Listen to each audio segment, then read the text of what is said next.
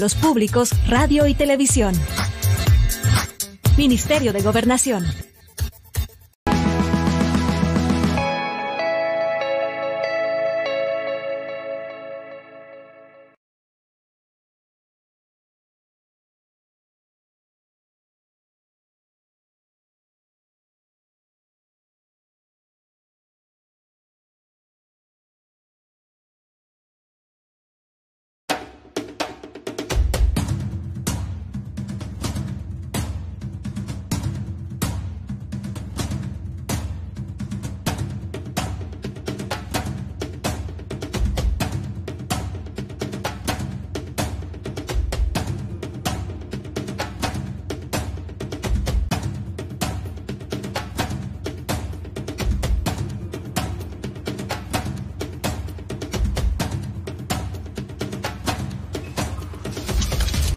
Muy buenos días, El Salvador. Hoy es lunes 18 de julio y estamos listos para llegar donde quiera que usted se encuentre con nuestra propuesta de esta mañana. Comenzamos una mañana ya internados en julio. Ya estamos avanzando y la gente ya esperando las vacaciones de agosto que están a la vuelta de la esquina. Y nosotros también a partir del 29 de julio comenzamos a transmitir nuestras entrevistas desde Chicago, Illinois, en nuestra tercera gira de encuentro con Julio Villagrán por esa zona. También se prevé que vayamos a la zona de Minnesota.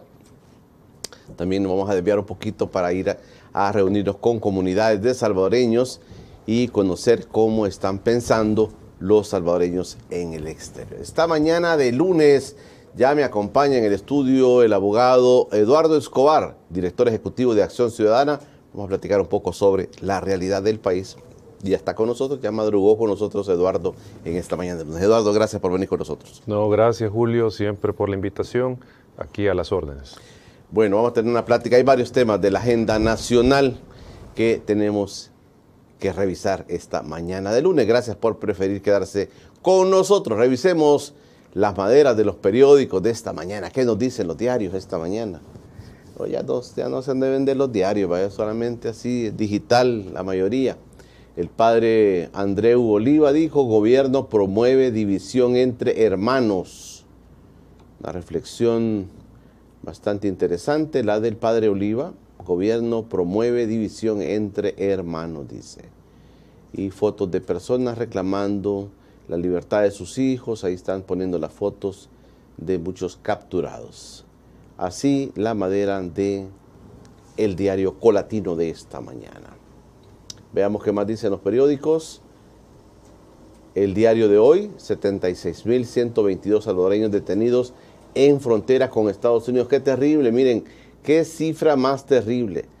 Más de 76.000 salvadoreños detenidos en frontera. Me imagino que en lo que va del año intentaron cruzar la frontera sur entre octubre 2021 y junio 2022, ahí está el dato. Según informe oficial, solo en junio detuvieron a 9,000 personas. ¡Qué tremendo! Imagínese usted, 9,000 personas detenidas en un solo mes de salvadoreños queriendo cruzar la frontera con Estados Unidos. Sigue siendo el sueño americano un tema, ¿verdad? La oposición no está solo en esta asamblea, dice Claudita Ortiz. Ya no nos ha aceptado Claudita venir por acá. Vamos a ver, un día de estos nos acepta estar en este espacio. Bueno, ahí la madera y la portada del diario de hoy. La prensa gráfica, en régimen de excepción, 39.752 personas a prisión por orden judicial. O sea, que quiere decir que estas personas ya pasaron a otro proceso, ya con orden judicial, van a prisión. Juzgados especializados, dice, ya han enviado a prisión preventiva al 57% de los detenidos según datos de Corte Suprema. Bueno, ahí la información y también, miren esos incendios forestales en España. Ahí está la imagen de la prensa gráfica de esta mañana. El diario El Mundo, Estados Unidos detuvo en junio a 9,000 migrantes. Ahí está el dato también del diario El Mundo. Impresionante la cantidad de salvadoreños que fueron retenidos en la frontera sur de Estados Unidos. 9.000 salvadoreños. Esta gente viene, por supuesto, deportada. No hubo fútbol, árbitros no se presentaron, hay una disputa entre las autoridades del gobierno con la Federación de Fútbol. Desconocieron ya a la Federación de Fútbol, ya Carrillo sale de la presidencia de la FESFUT, pero también se programaron encuentros deportivos de otra manera. Hay otra liga también que se ha puesto de parte del gobierno y los árbitros se pronunciaron en torno a este tema. Y es lo que vamos a ver después de las maderas. Vamos a ver qué dicen los árbitros. No se presentaron porque ellos están en medio del problema. Los árbitros profesionales del país no se presentaron a pitar los partidos. Vamos a ver qué más dicen la madera de los periódicos. Nos falta nada más el periódico de Casa Presidencial. Vamos a ver, ahí está. Histórica reducción de la inseguridad en el país, dice el periódico del presidente Bukele. Boleto negado, dice. Hablan del fútbol de playa. Y bueno, ahí está la madera de el diario El Salvador, se llama el periódico. Bueno, así los periódicos de esta mañana. Ahora, veamos a continuación también a los árbitros de fútbol de la primera categoría en nuestro país, o yo creo que de todas las categorías quizás, que son árbitros federados. Veamos lo que dijeron con respecto a la disputa y a la no presentación de ellos a los encuentros deportivos programados este fin de semana. Veamos qué dijeron. Quisiéramos dejar en claro a la primera división, queremos dejar en claro, a nosotros no nos está coaccionando nadie, señores. Absolutamente nadie nos está coaccionando. Ustedes quieren acusarnos ante la fiscalía, ¿por qué? Simplemente por pedir la autorización de ley deportiva. Nos debemos a los estatutos de FIFA y sabemos aquí FIFA reconoce, no estamos defendiendo a nadie. ¿De qué nos quieren acusar? ¿De pedir la autorización? ¿Ese es el delito de los que nos quieren acusar? Aquí nadie está coaccionando a nadie y nos vamos a mantener unidos en defensa de nuestros derechos y respetando los procesos, respetando nuestros estatutos, respetando los estatutos de FIFA. Gracias. Bueno, ahí están las declaraciones de los árbitros. Otro problema más sumado a los que tenemos ya, Eduardo.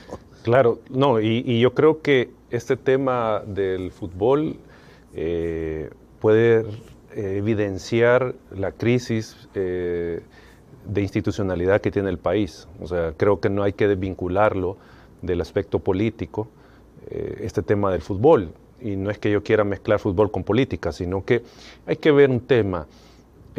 Obviamente creo que son pocos los que pueden defender que tenemos un fútbol totalmente profesional y que sea competitivo y que pueda llevarnos, por ejemplo, a las máximas competencias como el Mundial, o que los equipos salvadoreños puedan ganar al menos ligas a nivel regional. Pero más allá de esa situación, el punto es que hay unas reglas, hay una institucionalidad que se debe, en este caso, de respetar, porque si no, esto tiene consecuencias para el país en términos, en este caso, futbolísticos. Y acá lo que uno puede comenzar a ver es que hay, sin duda, una intención del gobierno de meter mano en el fútbol, ¿ya? Y en este caso, por lo que han dicho los señores árbitros, sin respetar, digamos, las reglas, sin respetar los procesos, ¿ya? Entonces, creo yo que es algo muy evidente, en este caso del fútbol, esta intención de controlar todo de parte del gobierno, sin respetar las reglas, saltándose procedimientos, y habría que ver con qué finalidades lo está haciendo, ¿verdad? Porque el Tribunal de Ética es que aparece, entiendo, o que aparece destituyendo a los federativos. Hay un organismo... Pero es del INDES. Ah, del INDES. Del Instituto Nacional de los Deportes. O sea, yo no, digamos, no manejo todo el tema de la legislación en materia deportiva, pero creo yo que lo que habría que destacar es ese tema del interés del Estado, del gobierno particularmente, de entrar a regir, digamos, una materia una materia deportiva que se rige por otras reglas, por otras instituciones, como en este caso la FIFA. Eso podría mencionar sobre el caso. Eduardo, estaba yo pensando un poco sobre esta entrevista el fin de semana y a mí siempre se me viene a la mente una inquietud que creo que no podemos dejarla pasar en torno al tema de la transparencia, de cómo se manejan los fondos en el país. Por ejemplo, en el tema de los hospitales, hay muchas inquietudes en el tema de hospitales, Eduardo. Algunos dicen, los políticos dicen, por ejemplo, los del FMLN dicen, nosotros dejamos los proyectos, dejamos los dineros, dejamos todo esto. Ahora, esto de los hospitales se ha manejado de otra manera. Hay muchas deudas, digamos, cosas por cumplir que no se han hecho en torno al tema de salud. Yo le quería preguntar, y todos entendemos, creo, en el país, que se han ido poniendo algunas trabas al tema de la transparencia, en el sentido de que se ha reservado mucha información. Eso se entiende, o sea, que el gobierno ha puesto algunas cosas como decir, bueno, aquí hay reserva de información, no podemos dar esta información. Ellos han dado sus motivos por los cuales no se puede conocer sobre estos temas. Pero en realidad, Eduardo, esta es una acumulación de cosas que se van dando por falta de información. El gobierno se queja de la crítica que se lanza sobre eso, pero al final realmente tenemos un grave problema de la información que la población, que ustedes, las organizaciones, no conocen, Eduardo. Sobre ese tema, Julio, creo que hay que tener en mente dos aspectos. Aquí se involucra efectivamente la transparencia, pero no debemos dejar de lado la siguiente etapa, que es la fiscalización que se debe de hacer sobre esos fondos que se utilizan en la obra pública. Con este tema, creo que es importante decirle a la ciudadanía que es fundamental que el gobierno, que cualquier gobierno, no solo que cualquier gobierno, haga público cómo está manejando los fondos de la obra pública, por ejemplo. Haga público a qué empresas contrata, cuánto le costó, por qué hay retrasos. Todo eso es, digamos, algo básico en una democracia que se debe de conocer. Porque, por ejemplo, vemos la situación del Hospital Rosales. Se ha parado la obra, no se sigue avanzando. Un medio digital hace poco señalaba que se había cancelado la licitación que ya se tenía, que si no mal recuerdo, y se había cambiado el diseño del hospital. Entonces, el punto es, y señalaba que iba a costar el doble, que iba a costar 58, 59 millones, no me recuerdo exactamente el monto, pero lo que reflejaba este medio era un incremento del costo. Señalaba también este tema del cambio del diseño y obviamente uno podría decir, bueno, el retraso. Entonces, en una democracia es fundamental que el gobierno explique esos cambios, por qué ese costo, por qué suspendió la licitación, si no estoy equivocado, la licitación que se había hecho. Todo eso se debe de conocer, ¿ya? Y eso es el problema que tenemos en este momento, que el gobierno, esta información que la ciudadanía debería de tener a disposición, no la está permitiendo que se acceda. Nosotros hicimos hace un par de semanas una evaluación de cómo está la transparencia en la obra pública, particularmente de aquellas grandes obras que ha dicho el gobierno que va a ejecutar, el tema del aeropuerto, el tren, los centros penales, no me acuerdo cuál era, el estadio, creo yo, no me recuerdo, pero el punto es que lo que encontramos es que la información que está disponible es poca. O sea, que hay un 10% de la información. Hay casos de estas obras donde solo se conoce el nombre de la obra, pero no se conoce más detalles del proceso que se ha llevado adelante para adjudicar, porque en algunos casos dicen ya están trabajando o ya hay una empresa adjudicada. Toda esa información no se sabe.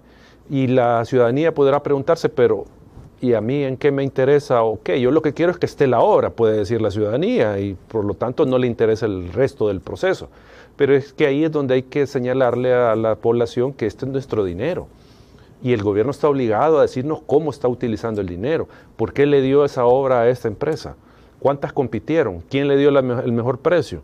Todo ese tipo de detalles son los que la ciudadanía debe de conocer y no puede decir, no me importa, yo lo que quiero ver es la carretera hecha, yo lo que quiero ver es el hospital hecho.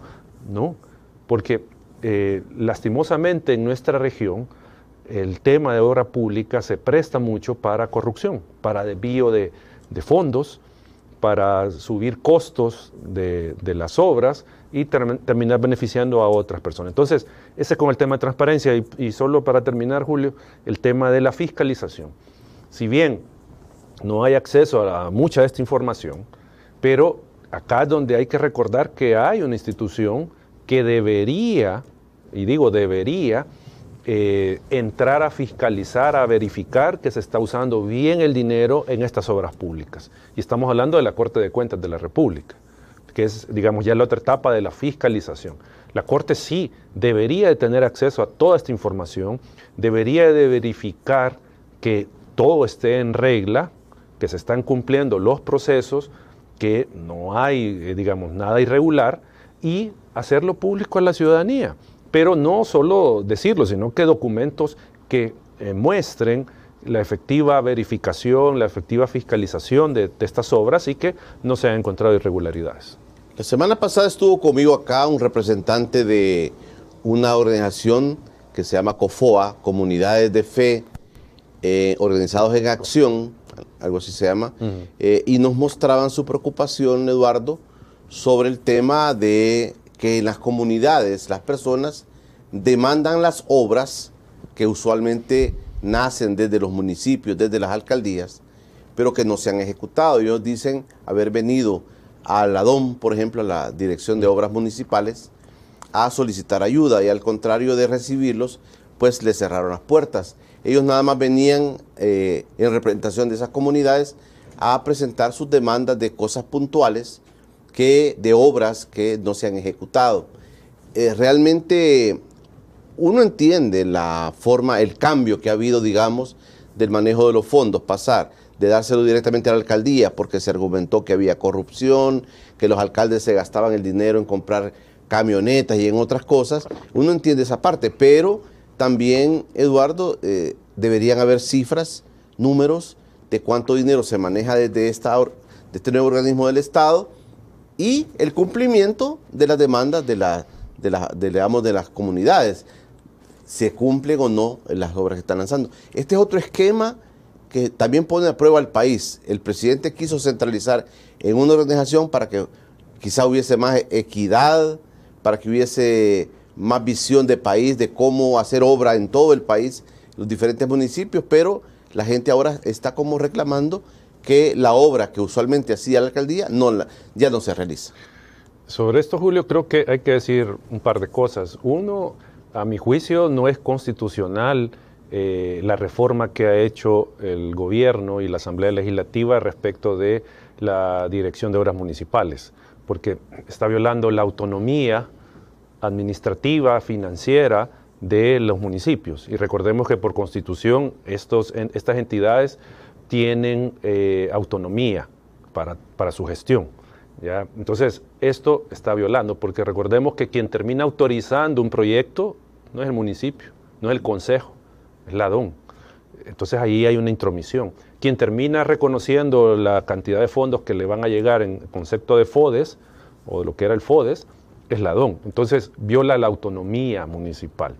Eso es por un tema, por un lado. Y por el otro, tal vez los que conocen de desarrollo local me podrán corregir, pero hasta donde yo tenía entendido, el paradigma en materia de municipalismo era la descentralización, la desconcentración y el fortalecimiento de las entidades municipales, pensando en el desarrollo local, en el desarrollo desde la comunidad y no centralizado desde el gobierno.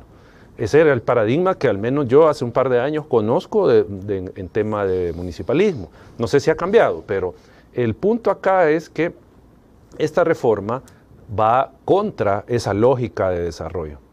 Que podemos decir se ha mal utilizado los fondos municipales, podemos decir no ha sido efectiva las municipalidades, sin duda, sin duda.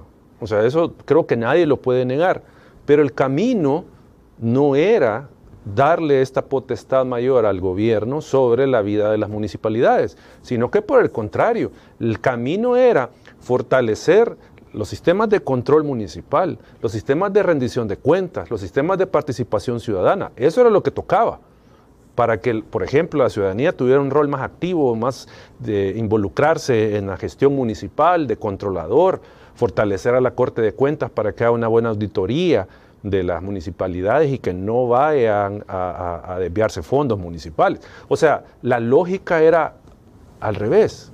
Eso es lo que se tendría que haber hecho, fortalecer esa institucionalidad para evitar, en este caso, corrupción que se ha manejado. Pero el gobierno lo ha hecho al revés y obviamente por varias razones. Una, el tema económico. Ya no tiene que hacer esas transferencias a las municipalidades, como estaba obligado por ley a hacerlo. Ahora puede ir dosificando según su caja, puede ir dosificando qué proyectos apruebo, cuántos son los fondos. O sea, ya no tiene esa responsabilidad pesada mensualmente de transferir estos fondos. Ese es un tema, el económico. Ya, lo segundo tiene que ver con el tema de la manipulación política que se puede prestar con la DON. ¿Por qué? Porque si yo soy el alcalde de un municipio, de un partido de oposición, por ejemplo, y yo no me alineo, no sigo o confronto con el Ejecutivo, con el partido Nuevas Ideas, lo más probable es que la DON no me vaya a aprobar obras, o solo me va a aprobar algunas, pero las emblemáticas no me las va a aprobar, a menos que yo me ponga, digamos, o sea, me haga un poco afín al gobierno. Entonces esto se presta a manipulación política, de que los partidos de oposición que gobiernan municipalidades tengan que, digamos, alinearse, voy a decir esta palabra, con el gobierno para tener obras, porque si no, ¿qué le va a pasar al alcalde? No va a ser reelecto si él busca la reelección en 2024. Entonces hay un tema de manipulación. Y lo último tiene que ver con un tema de volver omnipresente al presidente hasta en un chorro que se abre en el municipio. Y eso es parte de una narrativa que el gobierno ha construido. O sea, que aquí no se mueve ni una hoja si no es porque el presidente lo ha dicho. Entonces, darle ese control al ladrón significa eso. Entonces ahí hay al final un tema de afectación en la prestación de servicios municipales para la ciudadanía, porque la ciudadanía es la que se va a ver afectada por la ineficiencia de las alcaldías y luego por la burocracia o la manipulación política que se pueda dar para aprobar una obra. Perfecto. Voy a hacer la primera pausa, Eduardo. Hay muchas inquietudes también en el plano político y en el plano técnico sobre las próximas elecciones que se avecinan para el 2024. También tenemos encima el tema del voto en el exterior, cómo se hará. Hay mucha inquietud de los salvadoreños que viven fuera de El Salvador, pero que quieren ejercer su derecho al voto. Hay muchas inquietudes. ¿Alcanzará el tiempo para esto? El Tribunal Supremo Electoral ya ha comenzado a activar su plan para las elecciones 2024. Se han comenzado a hablar inclusive de fechas, de modalidades, de presupuestos, pero hay muchas inquietudes generadas sobre este tema. Aparte del tema político propiamente, del por qué se van a dar algunas cosas, está el plano técnico, Eduardo, y esa parte quisiera preguntarle un poquito si técnicamente estaríamos preparados para enfrentar estas elecciones de 2024 de la mejor manera y que los salvadoreños, sobre todo los que están fuera del país, puedan ejercer su sufragio de la mejor manera, de la manera más transparente. Eso le preguntamos a Eduardo Escobar, director ejecutivo de Acción Ciudadana, que me acompaña esta mañana de lunes 18 de julio, y también vamos a leer los comentarios que están llegando de todos ustedes. Hacemos una breve pausa y ya regresamos. Ya regresa Encuentro con Julio Villagrán.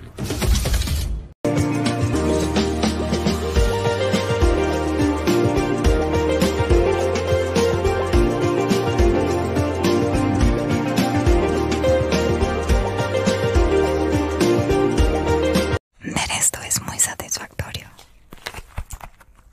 Ver esto también.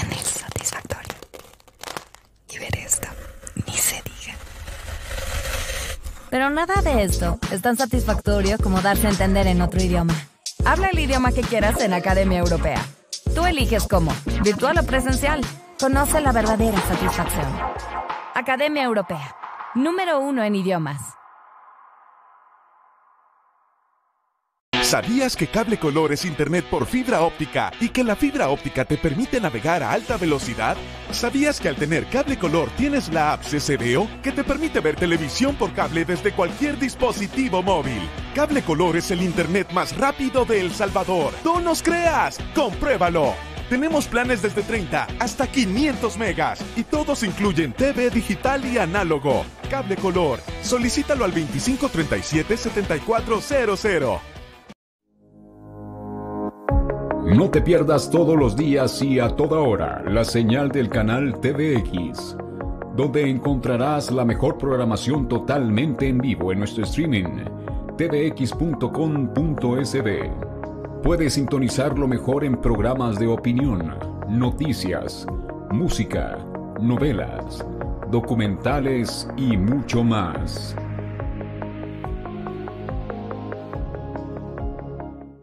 Estás viendo Encuentro con Julio Villagrán. Estamos de regreso al encuentro con Julio Villagrán. Eduardo Escobar de Acción Ciudadana nos acompaña esta mañana de lunes. Este espacio es por cortesía de la Universidad Luterana Salvadoreña, que ya cuenta con matrícula abierta para el ciclo 2 2022, ofreciendo educación superior de calidad. ¿Qué ofrece la Universidad Luterana Salvadoreña como oferta académica? Bueno, ofrece licenciaturas en Administración de Empresas, en Ciencias Jurídicas, en Ciencias de la Computación, en Teología, en Contaduría Pública y también una nueva licenciatura en idioma inglés.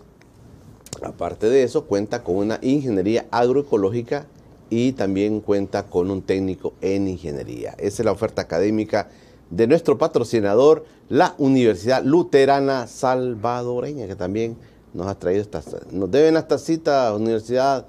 Nos deben hasta cita, miren, unas bonitas, más bonitas dicen que van a traer para que nos echemos el cafecito todas las mañanas. Eduardo Escobar me acompaña y le voy a leer algunos comentarios, Eduardo, que están llegando de nuestros televidentes. Buenos días, don Julio, saludos al invitado. Este gobierno todo lo que toca lo arruina. Por ejemplo, se acabó la Feria Internacional, el Zoológico, la Biblioteca Nacional, la economía y ahora el fútbol nacional, dice. Buenos días, don Julio, quería preguntar a don Eduardo qué opina de la condena del exalcalde de Arena por mal uso de los fondos públicos. El diseño se cambió porque no le gustó a Bukele. También el hospital lo construirá la DOM o la empresa que está construyendo la megacárcel. Buenos días, ¿qué pasaría si la FIFA rechaza que el gobierno maneje el fútbol? Buenos días, soy Mauricio. Disculpe que no es el tema, pero ¿qué pasó con nuestras pensiones? Ya no aguantamos los que tenemos pensión de hambre con esta situación que todo está más caro, gracias. Eider Cabrera, esto es un tema que hay que visibilizar también. Voy a tomar en cuenta este tema para traer a alguien que nos siga hablando del tema pensiones. Está bien, Mauricio.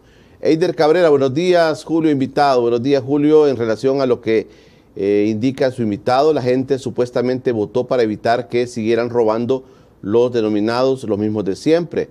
Pero los votantes y fanáticos del régimen no les importa y controlar si los nuevos de hoy están haciendo lo mismo que antes hacían en otros partidos.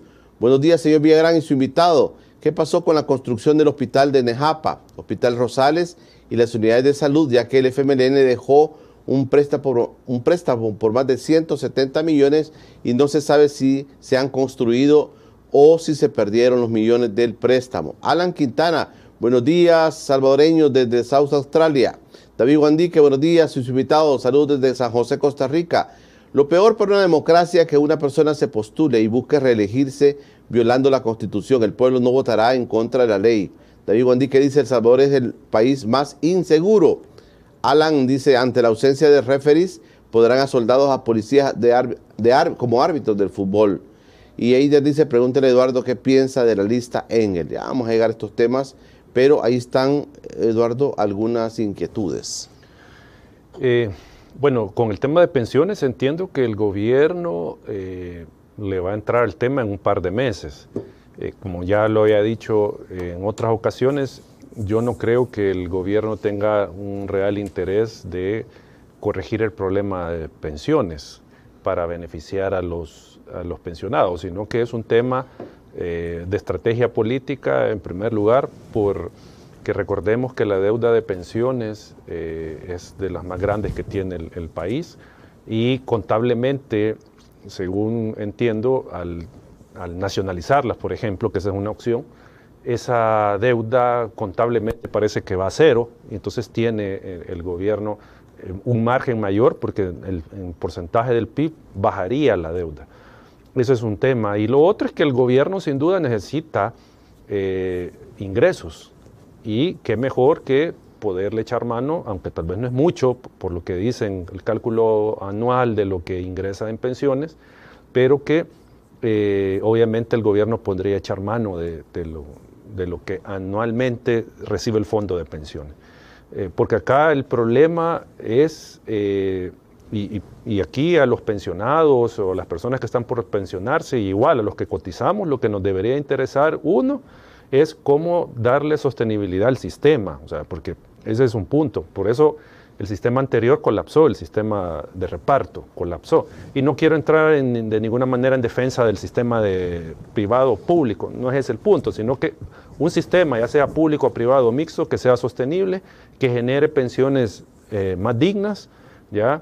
Y que incluyan a la mayor cantidad de población económicamente activa. Eso hay que ver, o sea, esas tres cosas. Eso podría comentar respecto de los comentarios. Con el tema de los hospitales también la gente dice, inclusive nombró algunos hospitales. Claro, ahí es donde creo yo que juega un rol, digamos, la prensa y la ciudadanía en hacer solicitudes de información a los gobernantes, al ministerio. ¿Qué pasó? ¿Cómo ha ejecutado, cómo va la ejecución del presupuesto del proyecto del hospital X? Cómo se está ejecutando digamos, esos préstamos. Eso se puede solicitar a las instituciones encargadas, ya sea al Ministerio de Hacienda o al ministerio correspondiente. Y invito a la gente, incluso a los que apoyan al gobierno, a los de Nuevas Ideas, que hagan esa solicitud, a ver qué les contestan, porque usted, sea de Nuevas Ideas, de Arena o del Frente, a usted le beneficia que haya un hospital, a usted le beneficia eso. Entonces consulte, ¿qué pasa? ¿Por qué no están esos hospitales construidos? Si ya estaba el dinero. Haga esa consulta al ministerio, a ver qué le contestan. Perfecto. Eduardo, mucha inquietud está generando ya el tema de las elecciones. Se prevé para el 2024 elecciones completas, ¿verdad? Vamos con el combo completo. El Tribunal Supremo Electoral ya comenzó a activarse, ya fue la Asamblea Legislativa también a presentar algunas reformas al Código Electoral, y ya comenzó a sonar el tema electoral. Pero uno de los grandes temas es, por supuesto, el tema del voto en el exterior. Se habla de mecanismos, se habla inclusive de motivar al tema electrónico. Algunos cuestionan este sistema, debe ser, dice, de otra manera, pero la situación es, y yo le he preguntado aquí si técnicamente, pues vamos con los tiempos, ¿verdad? Los magistrados pues dijeron, mire, estamos un poco corriendo, hay que ver tema presupuestario también, pero ya nos estamos adentrando al tema de las elecciones 2024, Eduardo. Sí, yo creo que sobre eso, Julio, antes de comentar lo del voto en el exterior, creo que es importante plantear un tema que desde sociedad civil estamos impulsando. Y en este caso, diferentes organizaciones nos hemos aliado en un esfuerzo que se conoce como Votante. Invito a que puedan ver en redes sociales Votante, ahí pueden ustedes encontrar nuestras redes sociales, donde nosotros vamos a hacer, digamos, un monitoreo al proceso electoral. Esa es, digamos, como una de las primeras acciones. Vamos a estar monitoreando qué es lo que está pasando con reformas, qué está pasando con la organización del evento, con los aspectos administrativos, financieros de la elección. Votante va a hacer eso, estar monitoreando, y a partir de eso va a generar información. ¿Quiénes participan, Eduardo? En Votantes tenemos, por orden alfabético y los que se me va acordando ahorita, sí, Acción Ciudadana, tenemos a Tracoda, tenemos a FUSADES, tenemos a CREO, tenemos a UPRIDES, que son las universidades privadas. Sí. Tenemos también a la Universidad Gerardo Barrios de San Miguel participando, creo que no he olvidado nada, Tracoda, creo que están todos. Academia, mucha academia. Tenemos tranques de pensamiento, academia y organizaciones de sociedad civil, tratando de darle un cariz más plural y más diverso a esta conformación de votante. Entonces, nuestro objetivo es monitorear el proceso, generar información útil para la ciudadanía y luego generar, digamos, divulgación de esta información por diferentes medios. Entonces, digamos, eso es lo que pretende hacer Votante. Y Votante ya, de hecho, como fue lanzado hace un par de semanas, ya elaboró una primera postura sobre el voto electrónico. Y Votante lo que señalaba es que hay que ponerle atención a este mecanismo de votación porque genera, digamos, o puede generar muchas vulnerabilidades este mecanismo que pueden poner en entredicho la integridad de las elecciones, o sea, que sea una elección justa, transparente y competitiva. Y entonces Votante lo que ha dicho es, hay que ponerle atención a este mecanismo y si al final se aprueba, pero deben de darse todas las medidas necesarias para aminorar los riesgos. O sea, no es que va a desaparecer el riesgo, pero aminorarlos de que no vayan a existir violaciones a la secretividad del voto, porque ese es un punto. Este mecanismo no garantiza la secretividad. Lo segundo es que solo accedan a la plataforma y puedan votar quienes estén habilitados para votar, ¿ya? ¿Y esto qué implica? Que no puedan haber suplantaciones de identidad. Que, por ejemplo, usted vive en Estados Unidos, yo puedo agarrar una fotografía suya y validar en el sistema y yo pueda votar cuando, o sea, no estoy habilitado para ejercer el voto en su nombre. Entonces ese es un tema. Lo otro es que no se vaya a manipular el padrón electoral. O sea, a ese punto hay que ponerle suma atención, que no se va a inflar el padrón de personas que no están habilitadas para ejercer el voto. La RNPN pasó al Ministerio de Justicia ahora, que es una queja que algunos han mostrado acá. Y que se ha sacado a los partidos de la Junta Directiva y solo se ha dejado a la Junta de Vigilancia. Entonces, eso siembra dudas, cuáles son las intenciones reales de hacer ese cambio y de sacar a los partidos. Porque lo que necesitamos para 2024 es que se respeten las reglas electorales. O sea, eso es lo mínimo, lo básico, que se respeten las reglas. Y en esa medida, lo que nosotros hemos dicho es que el tema del voto electrónico también debe de pensarse para garantizar que no se manipule el resultado, ¿ya? O sea, porque recordemos qué fue lo que pasó en la elección 2018, cuando se comenzaron a dar los primeros datos de la elección legislativa. No sé si usted se recuerda que estaban quedando fuera las principales figuras de los partidos y entraban personas que no eran conocidas. Y pasó algo mágico ahí. Supuestamente lo que el tribunal señaló que ocurrió era el tema de la programación, un script que,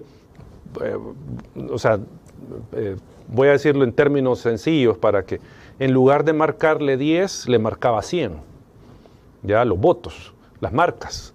Entonces, ¿qué hacía? Que las personas que se estaban abajo en el listado, que no eran personas conocidas, aparecieran con más votos que las personas, digamos, las cabezas, los más conocidos de los partidos. Entonces, al final detectaron el error con el script y modificaron este asunto. Entonces, el punto, como digo, no es estar en contra de que la ciudadanía en el exterior ejerza su derecho, porque tienen el derecho.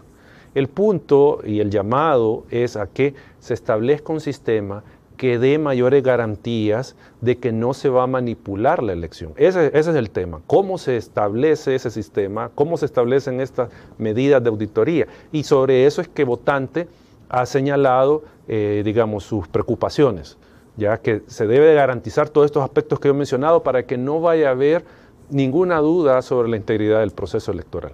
En toda la parte, digamos, del manejo que es estratégico que se va haciendo en cada elección, algunos están advirtiendo algo, por ejemplo, que dice que podríamos caer, Eduardo, en los próximos años en tener en el país no un bipartidismo, sino tener un partido único.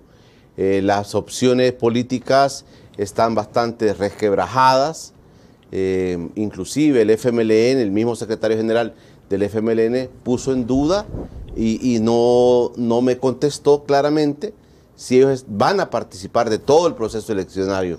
Esto también genera un poco de inquietudes que van, digamos, entrándose a la parte política, pero claro, están ahí, Eduardo. Sí, hay un tema que no muchos están viendo. Obviamente los académicos, los que trabajan estos temas, sí ya lo vieron y lo vienen diciendo desde hace ratos. Pero el punto acá es que estamos ante un escenario de un posible colapso del sistema de partidos, ¿ya? Que el sistema de partidos se elimine y los partidos otrora grandes terminen reducidos a su mínima expresión, o si no, digamos, siendo, digamos, no obteniendo representación en los diferentes puestos de gobierno. Está ese problema. Y esto tendría, digamos, la consecuencia de que se erigiría un sistema no de partido único, de un partido hegemónico, que tendría el control, pues, de la política, o sea, un control total. Y este escenario, a mi juicio, no se ve tan lejano. ¿Por qué? Porque hay varias razones para decir que, por ejemplo, los partidos se están enfrentando en este momento a un problema de financiamiento.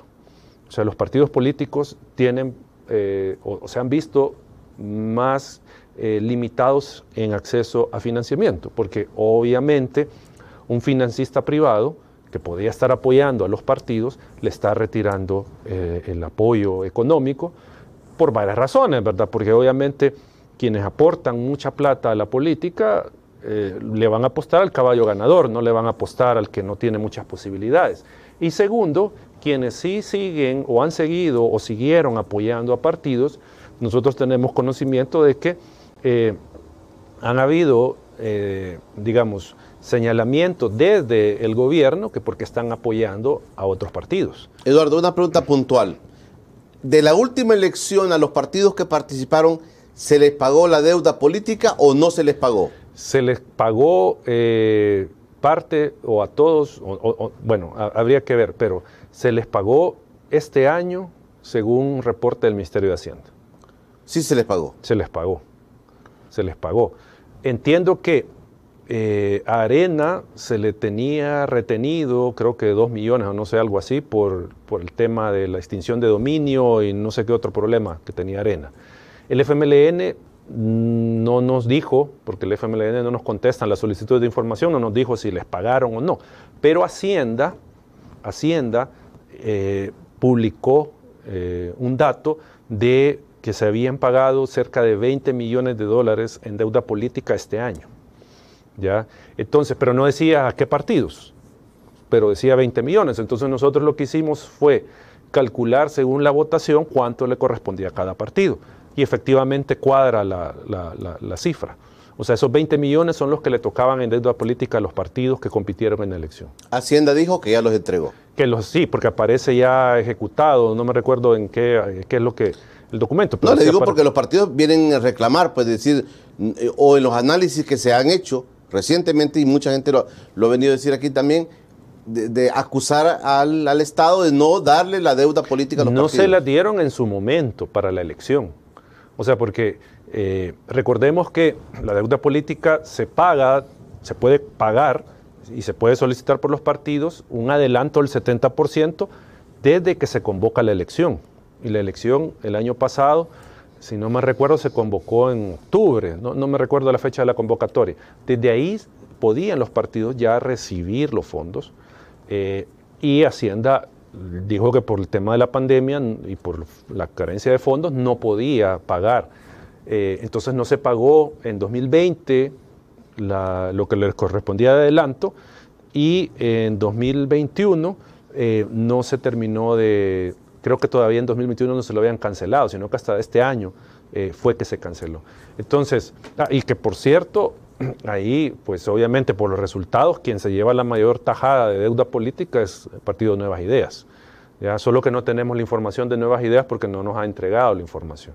Entonces nosotros estimamos que, por ejemplo, Nuevas Ideas, porque en algunos casos iba coaligado y habría que ir a revisar pues todas las pactos de coalición, pero el estimado es que Nuevas Ideas pudo recibir en deuda política entre 6 y 12 millones de dólares, más o menos, en deuda política, que fue el partido que salió más beneficiado en la elección, entonces tiene más deuda política. Pero digamos el punto, Julio, solo para concluir la idea, partidos desfinanciados, con esto, ¿cómo compiten? No tienen para sostener una campaña electoral. ¿Ya? Sus fuentes de financiamiento tradicionales parece que han cerrado el grifo del financiamiento, entonces se ven complicados. Partidos que en muchos casos han perdido su estructura departamental y municipal. Sí. Partidos que no tienen liderazgos, digamos, con cierto grado de solvencia, que puedan arrastrar apoyo. Partidos que no tienen mucho apoyo popular, que cada vez pues esto se está estancando o va a la baja. Entonces, ese es el panorama, ¿ya? Que obviamente el desgaste político del ejercicio del poder ya le está pasando factura al gobierno de Nuevas Ideas, pero el tema es quién lo está capitalizando. Porque alguien me decía, ok, yo les concedo que no era lo que esperábamos Nuevas Ideas y el gobierno. Pero díganme, ¿a quién voy a votar entonces? Ese es un problema que puede manifestarse para muchas personas en 2024. Entonces, ¿a quién voto? ¿Por quién voto? No hay, digamos, esa figura de partidaria que pueda acumular este descontento. Entonces, lo que puede llevar es que o mucha gente no acuda a votar o acuda y vote por Nuevas Ideas ante no haber otra alternativa y esto lleve al colapso del sistema de partidos. Perfecto, Eduardo, voy a hacer la última pausa. También temas políticos surgen y hemos estado discutiendo en los últimos días, y aquí los invitados han hablado mucho del tema de la reelección presidencial, el rol del Tribunal Supremo Electoral, el rol de la Corte Suprema de Justicia en esto, y dicen el presidente de la República, aunque no se ha manifestado, tiene el camino limpio, abierto, para buscar una reelección que algunos dicen es inconstitucional. ¿Qué se nos viene a continuación de esto? Porque esto podría caer. El mismo vicepresidente de la República, Eduardo, ha dicho que, bueno, hay que acatar, que el tribunal tiene que acatar esta resolución que se dio de la Sala Constitucional sobre el tema de la reelección. De eso le pregunto cuando regresemos después del último corte. Ya regresa Encuentro con Julio Villagrán. Universidad Luterana Salvadoreña ya cuenta con matrícula abierta para el ciclo 2 2022. Sede central en San Salvador y Centro Regional de Cabañas. Nos puedes contactar a los siguientes números.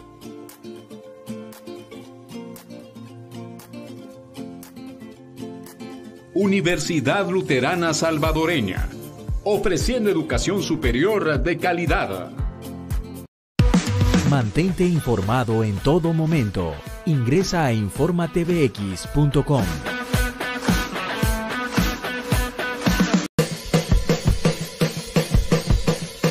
En el programa Plataforma escucharás diferentes voces, 5 panelistas que analizan temas importantes de El Salvador. Recuerda sintonizarnos de lunes a viernes, 7 de la noche, a través de la señal del canal TVX, Claro TV y Cable Color 23 y Tigo Digital 28.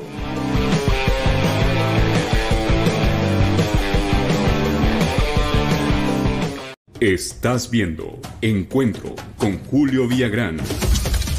Estamos en el último bloque de Encuentro con Julio Villagrán. Eduardo Escobar, director ejecutivo de Acción Ciudadana, nos acompaña esta mañana y este espacio es por cortesía de Cable Color, el internet de fibra óptica más rápido de todo El Salvador. No nos creas, compruébalo, llámanos al 2537-7400. Cable Color, el internet más rápido de todo El Salvador. Y seguimos recibiendo comentarios, Eduardo, se lo voy a leer porque aquí aparecen varios comentarios. Dice, buenos días Julio, un gran porcentaje de población que se encuentra fuera de las fronteras patrias y que como salvadoreños tienen derecho a ejercer el sufragio, el país está preparado para eso. Lo mismo para la reelección presidencial.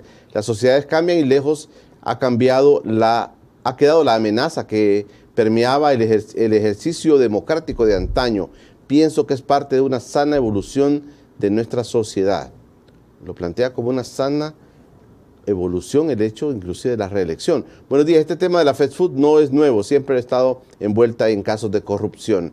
Alex Jiménez, buenos días Julio y su invitado. El régimen de excepción es una herramienta para desmantelar las finanzas públicas. No hay la CAP ni rendición de cuentas. Miguel Blandino, las tasas municipales han sido aumentadas, pero los servicios han sido reducidos. No hay camiones para recoger basura ni limpieza de calles. Los baches están pariendo bachitos y no hay luz en las calles. Buenos días, don Julio, y si todos los reclusos como el gobierno tienen números de DUI podría utilizar para el voto.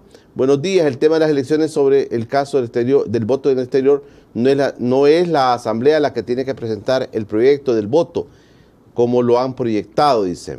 La alcaldía de Sonsonate está cobrando los impuestos que ya se pagaron en los recibos de energía eléctrica. ¿Quién está robando?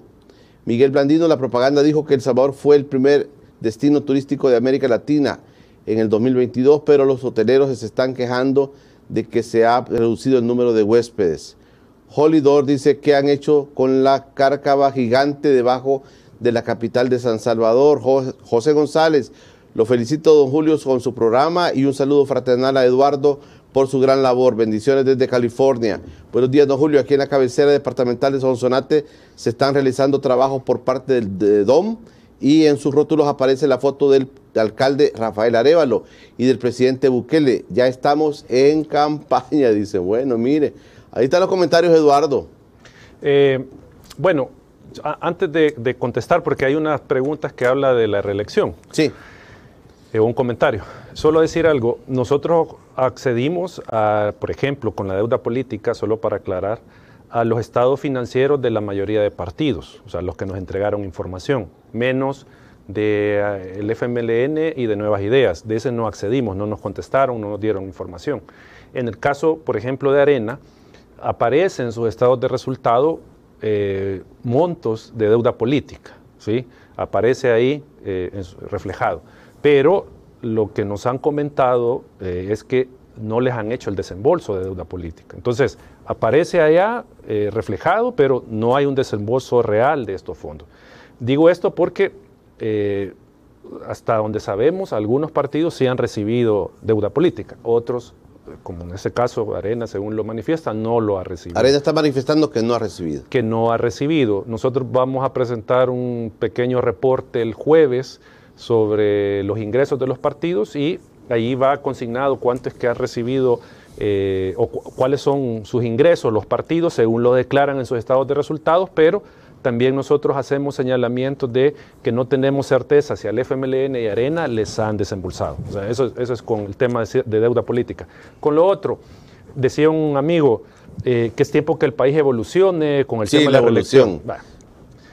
Sin duda, el país debe de entrar a una revisión del proceso de la reelección. Si es o no conveniente para el país, que se habilite. Hay quienes dicen, Estados Unidos, por ejemplo, tiene reelección. ¿Ya? Otros países igual democráticos tienen reelección. Es que el problema no es la reelección en realidad. El problema es que la regla actualmente establece que no hay reelección. Ese es el punto. No hay reelección. Y que para que hubiera reelección se tiene que reformar la Constitución según el proceso que la misma establece. Es decir, si llegamos a la conclusión como salvadoreños que hay que permitir la reelección, entonces esta Asamblea Legislativa debe aprobar la reforma en primera etapa y la Asamblea que elijamos en 2024, esa tiene que aprobar o ratificar la reforma. ¿Para qué? Para que en 2029 quien se postule como presidente pueda reelegirse, si el presidente se postulara, ¿ya? Entonces ese es el debate en realidad. Pero para las próximas elecciones no cabe ya. Porque la regla actual no lo permite. Incluso el presidente actual, cuando se postuló él sabía que solo hasta 2029 tenía habilitado el periodo. 2024. Ah, perdón, 2024, perdón, sí, 2024, hasta ahí lo tenía habilitado. Entonces, el punto es... ¿Ya lo está reeligiendo usted? No, hice mal cálculo. El punto acá es, sí, es sano el debate de la reelección como país, con sus pros y contras, pero, digo, hay que seguir el proceso que establece la Constitución. No puede el actual presidente reelegirse. Hay quienes dicen, es que hay que cumplir una resolución de la Sala de lo Constitucional. Momento. Los abogados que están en la Sala de lo Constitucional no son magistrados. Ellos no son magistrados. Vienen de un proceso fraudulento de elección. ¿Por qué? Se destituyeron a los magistrados sin tener las causas legales, constitucionales para su destitución. Segundo, se nombraron estos abogados que no estaban en los listados del CNJ, que ahí tendrían que haber estado, porque recordemos que el proceso de elección se origina de el listado que elabora el CNJ. Ellos no estaban en el listado. Entonces no son magistrados y por lo tanto esa resolución no tiene validez y no debe de cumplirse la resolución de esta Sala de lo Constitucional. Entonces... Pero si no se cumple hay desacato, dijo el vicepresidente. Eso no es desacato, porque es desacato cuando es la autoridad legítimamente constituida la que emite una orden que no se cumple, ¿sí? Ahí estamos hablando de que puede haber un incumplimiento de una orden judicial, cuando es la autoridad legítima, pero en este caso no es autoridad legítima, ¿ya? No es autoridad legítima, entonces no está obligado el Tribunal Supremo Electoral a cumplir esa resolución, porque no está dictada en legal forma. Y la misma Constitución dice que ninguna autoridad puede acatar una orden, una resolución, si es inconstitucional, si está dictada contraria a la Constitución. Y esta orden está dictada contraria a la Constitución, esta resolución que dicen, está dictada contraria a la Constitución porque no son magistrados los que lo emitieron. Entonces, el tribunal, digo, no tiene otra alternativa que no inscribir. Si el presidente actual se postula, no lo puede inscribir. No lo puede inscribir como candidato. Estamos matizando como país mucho el tema, estamos siendo como pragmáticos políticamente, Eduardo. Algunos, inclusive analistas preponderantes del país, llegan a decir que si el presidente ha hecho una buena gestión, tiene derecho a. Estamos cayendo en este tipo de, como decía el amigo, una bonita palabra, que esa evolución que estamos teniendo como país, inclusive en los temas jurídicos, en el orden jurídico del país, estamos como queriendo caer en una situación pragmática donde decimos sí, esto sí, pero es que esto lo hicieron los corruptos. Esto lo hicieron los corruptos, esta constitución lo hicieron los corruptos. Ahora todo eso ha cambiado porque vamos hacia un nuevo país. Y ese pragmatismo, no sé si es la palabra, pero esa forma de ver, digamos, la situación del país, la estamos matizando al hecho, a cosas de hecho, digamos. De decir, este es un buen presidente, tiene derecho a seguir, aunque esto, decía un connotado abogado, ¿verdad? Lo leí que decía por ahí, que era más importante el bienestar de la gente a respetar la Constitución. No sé qué tipo de abogados pueden decir eso. O sea, el tema acá es que hay una regla que debemos de respetar como sociedad. La no reelección o la prohibición de la reelección es como el semáforo en rojo. Esa es la regla. Si usted se pasa el semáforo en rojo, ¿qué es lo que le va a pasar? Lo va a pasar llevando un bus, va a pasar atropellando a alguien. Entonces, la prohibición de reelección en la Constitución es un semáforo en rojo que no podemos violar, aunque si quiere el presidente tenga atribuciones divinas, no importa. Y hemos estado discutiendo aunque el presidente sea el mejor, no importa, esa era la regla. Cuando él se postuló, esa era la regla, ¿ya? Y tenemos que respetar la regla, porque como digo, y esto no es ser legalista, sino que las reglas jurídicas se establecen para darle armonía a la sociedad, para tratar de que se pueda dar una que sea aceptable. Entonces, si nosotros comenzamos a ser selectivos con qué reglas cumplimos, podemos entrar en un caos social, podemos entrar en una anarquía, ya que bueno, esto sí cumplámoslo, esto no, porque es curioso que quienes están hablando de que se puede romper la Constitución son los que están diciendo de que hay que respetar la regla de la sala, lo que dijo la sala de lo constitucional, que, insisto, no son magistrados, ¿ya? O sea, es curioso esa contradicción, que por un lado piden que se cumpla la Constitución, pero por otro dicen no, que no se cumpla, ¿ya? Porque él ha sido buen presidente. Es que, amigos y amigas que nos ven, es que no es el tema si él es un buen o mal presidente, es que él no puede reelegirse, así de sencillo. O sea, en ese plano es el asunto, ¿ya? Como digo, puede que nos haya convertido en la primera potencia del mundo, pues sí, pero él no tiene permitido reelegirse. Así como en Estados Unidos, puede haber un muy buen presidente, pero si él se postula para una tercera vez, ya no lo puede hacer, no se puede postular para una tercera vez. El presidente de Estados Unidos solo tiene 2 periodos como máximo, ¿ya? Que se puede él postular y ser reelecto.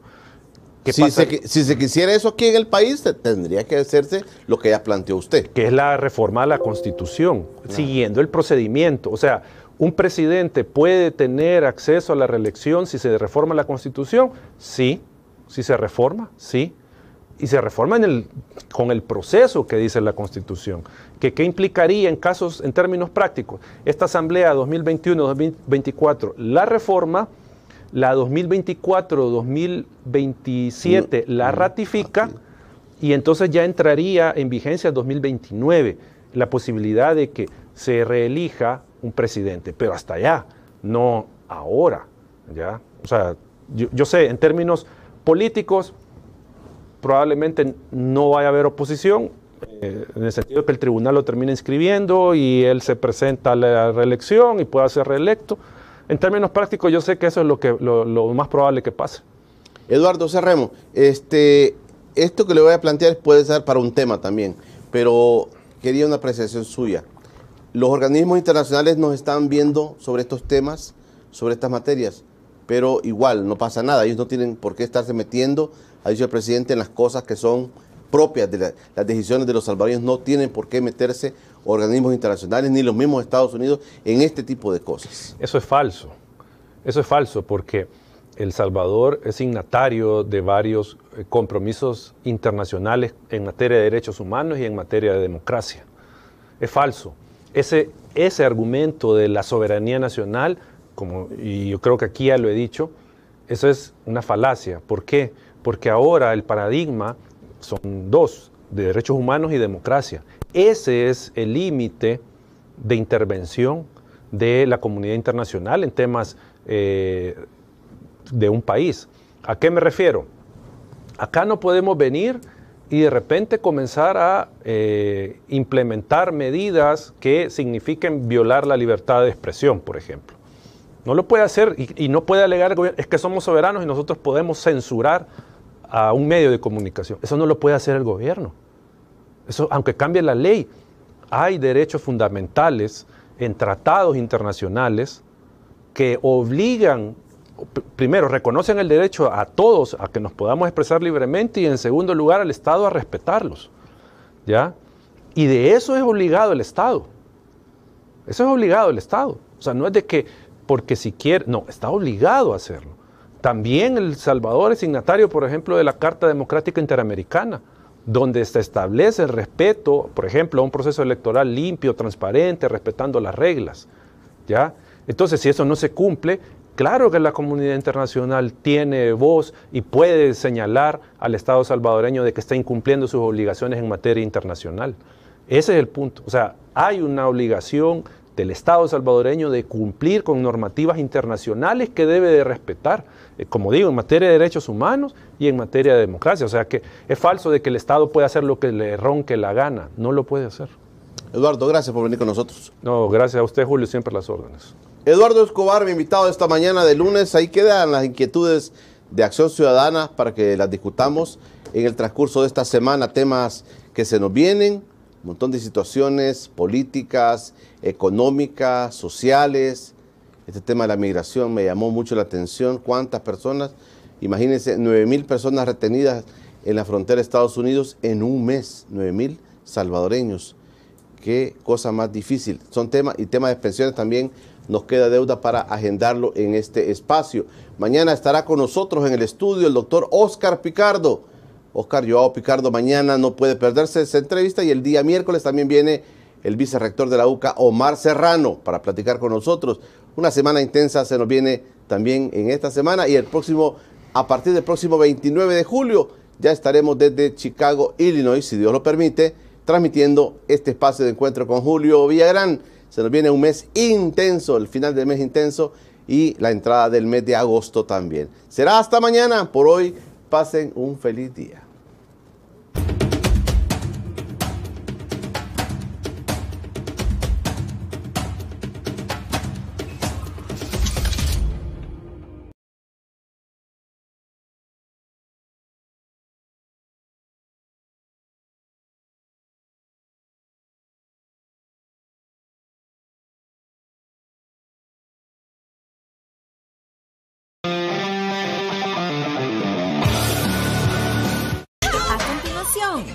Class Icons.